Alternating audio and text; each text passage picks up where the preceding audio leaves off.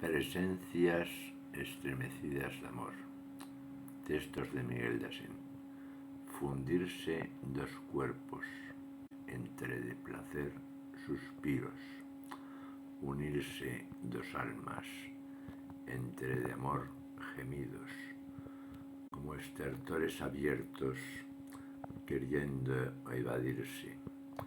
Saciar su bajo vientre, entre sudores de placer debatirse, cuando la entraña ya más no siente, bocas furiosas devorando pliegues, labios carnosos acariciando pieles, como fundidas de lavar rocas, estremecidas